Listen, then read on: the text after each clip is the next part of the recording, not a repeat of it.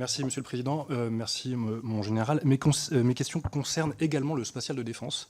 L'ouverture de 138 millions de crédits pour la maîtrise de l'espace est bienvenue, quoique insuffisante au vu de la compétition internationale, du surdéploiement des capacités américaines et chinoises et des nouvelles vulnérabilités et conflictualités. Au niveau du trafic orbital, les projets et les financements de méga-constellations s'accumulent. Le cas de Starlink est bien connu. Ce système représente 87% du tonnage mondial satellisé au premier semestre 2024. 70% de satellites en orbite, 6403 unités aujourd'hui opérationnelles. Le lanceur hyper lourd Starship, dont vous avez peut-être vu le 5e vol, annonce également une capacité d'emport de 100 tonnes en orbite basse, 5 fois plus qu'Ariane 6, et qui pourrait donc saturer l'espace d'usages divers et variés. Et via Starfield, la version militaire de Starlink, SpaceX impose également ses services à l'armée de l'air ou au renseignement. Face à cet astrocapitalisme militarisé, la France et l'Europe sont à la remorque. La montée en gamme du commandement de l'espace est une première réponse, de même que l'allocation de crédits au contrôle et au commandement des opérations spatiales militaires, mais la France tâtonne. C'est pourquoi on aimerait en savoir davantage. Alors j'ai quelques questions. Premièrement, la question des lanceurs, vous l'avez évoqué, Ariane 6, elle est désormais presque opérationnelle, mais est-ce qu'elle vous paraît suffisante en termes capacitaires? Les micro-lanceurs, paraît-il plus légers et flexibles d'usage, font-ils partie des options crédibles à développer encore? Deuxièmement, quels moyens seront alloués sur le long terme au développement de nos capacités orbitales? Il y avait quelques éléments sur les constellations en orbite basse.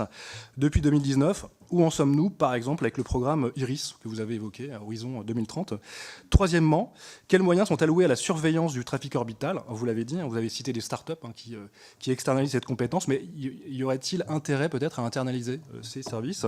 Et j'ai une question de doctrine plus fondamentale qui justifie les engagements capacitaires à moyen et long terme.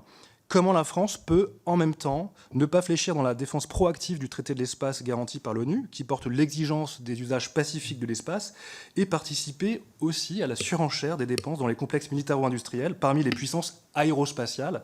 Certes, l'horizon de la démilitarisation est abstrait et aujourd'hui minoritaire, mais pour notre groupe, il est autrement plus soutenable pour les activités spatiales civiles et ou militaires. Merci, mon général. Merci beaucoup de cette question très complète. Alors, je vais commencer juste par le début, mais par les lanceurs. Oui, c'est vrai, il y a un véritable embouteillage pour accéder à l'espace. Et c'est une vraie difficulté, comme je l'ai dit dans mon propos, parce que le commandement de l'espace, entre autres, mais pas que, a besoin de pouvoir s'exercer et donc de pouvoir avoir ces satellites patrouilleurs-guetteurs.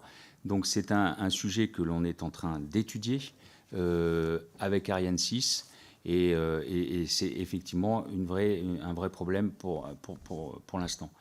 Maintenant, on n'est pas totalement en retard. On a notamment le radar Grave et bientôt Aurore qui nous permet d'avoir une situation spatiale complètement autonome et qui nous permet de voir certaines choses que même nos partenaires ne voient pas, et en tout cas nos partenaires européens.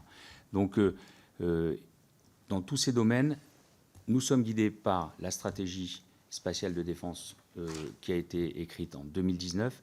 Et pour répondre à votre dernière question, nous sommes toujours dans un état d'esprit de défense active et pas dans un état d'esprit offensive autour de l'espace. Voilà. Nous sommes toujours dans une partie de défense active. Nous ne développons pas certains missiles pour pouvoir aller tirer des satellites X ou Y comme font les Russes. Voilà. Il y a des startups qui annoncent des solutions. Oui, mais c'est vraiment pas la bonne solution. Voilà. Il y a d'autres moyens pour faire de la défense active, comme ce que l'on est en train d'étudier sur les parties brouillage, sur les parties laser ou énergie dirigée vers les satellites en question.